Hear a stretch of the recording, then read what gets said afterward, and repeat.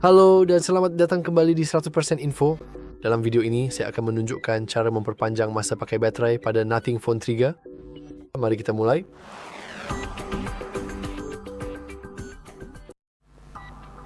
Dan kita dapat mulai dengan hal yang paling banyak menghabiskan baterai layar Anda. Kita dapat mengoptimalkan penggunaannya untuk meningkatkan masa pakai baterai kita secara keseluruhan. Untuk melakukannya, kita dapat masuk ke pengaturan, gulir ke bawah sedikit, lalu masuk ke tampilan. Di sini ada beberapa opsi yang saya sarankan untuk Anda aktifkan atau ubah. Kita bisa mulai dengan tingkat kecerahan. Sudah cukup jelas bahwa semakin terang ponsel Anda, semakin banyak baterai yang dibutuhkan untuk mempertahankan tingkat kecerahan tersebut. Jadi secara umum, jika Anda ingin menghemat sedikit baterai, saya sarankan untuk menurunkan kecerahan layar. Karena itu, saya juga menyarankan Anda untuk menonaktifkan kecerahan adaptif, karena biasanya fitur ini justru cenderung meningkatkan kecerahan daripada menurunkannya. Dan sejujurnya, kurangnya kontrol atas hal itu tidaklah baik. Jika kita gulir ke bawah, ada pengaturan waktu layar mati. Ini sudah cukup jelas. Setelah 5 menit nggak ada aktivitas, ponsel kita akan secara otomatis mengunci layarnya, yang memang bagus, tetapi 5 menit itu cukup lama. Misalnya, saya hanya ingin menekan sesuatu, lalu saya pergi dan meninggalkan ponsel saya di atas meja. Butuh waktu penuh 5 menit bagi ponsel untuk mematikan dirinya sendiri. Jadi jelas, kita ingin menurunkan nilai ini menjadi sekitar 2 menit, 1 menit, atau bahkan 30 detik. Meskipun ini mungkin agak mengganggu, mengaktifkan fitur perhatian layar cukup baik, sehingga ponsel Anda tidak akan mati sendiri saat Anda masih memegangnya. Jika kita gulir ke bawah, kita menemukan tema gelap. Tema gelap adalah sesuatu yang tidak terlalu jelas, dan banyak orang melewatkannya karena banyak orang tidak tahu cara kerja layar OLED. Layar OLED bekerja dengan cara yang sangat sederhana.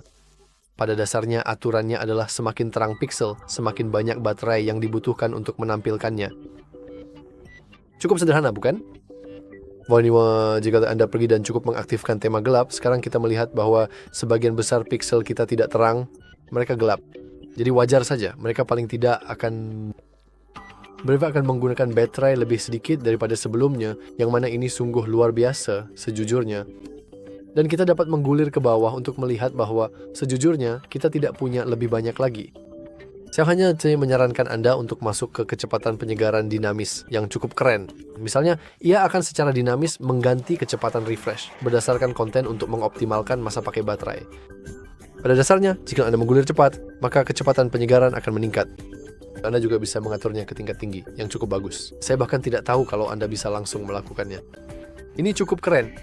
Tapi untuk alasan yang jelas, bahkan ponsel pun menyatakan bahwa kita bisa mengaturnya ke standar untuk kecepatan refresh yang sedikit lebih lambat, tapi dengan masa pakai baterai yang lebih baik. Jadi menurut saya dalam konteks tutorial ini, itu adalah pertukaran yang luar biasa. Jadi tentu saja sekarang kita bisa kembali dan secara teknis kita sudah oke sekarang. Tapi masih ada beberapa hal lagi yang perlu diubah. Jika kita menggulir ke bawah, kita akan menemukan pengaturan lebih lanjut dan kita bisa menggunakannya untuk menuju ke Always on Display.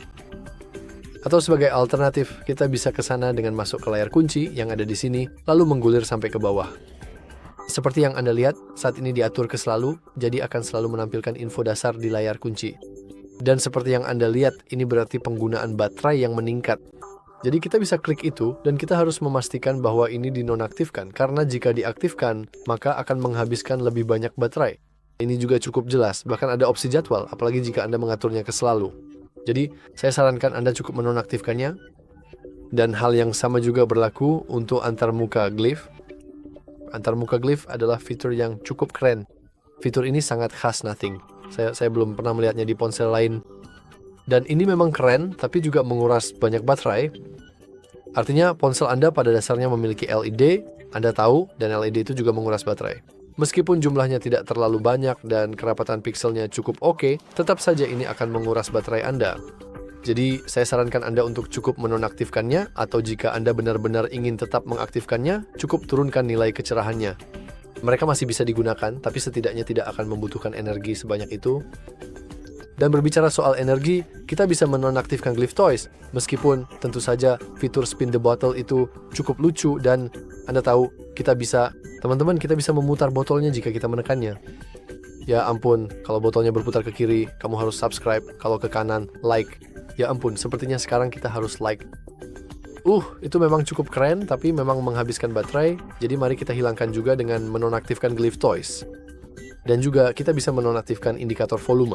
Saya tidak yakin apakah ini aktif secara default, tapi setiap kali kita menaikkan volume, LED-nya berkedip. Jadi kita ingin menonaktifkan kedipan itu untuk menghemat setiap tetes baterai yang bisa kita hemat.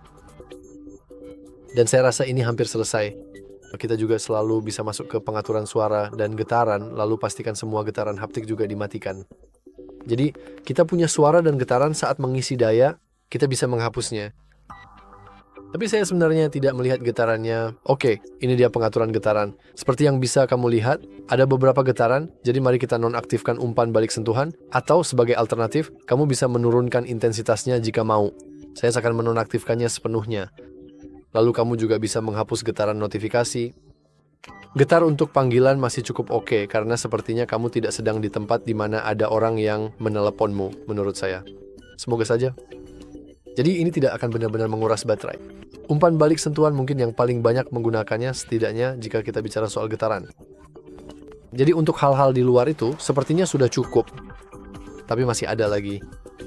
Misalnya aplikasi cenderung berjalan di latar belakang, dan kebanyakan kamu bahkan tidak menyadarinya.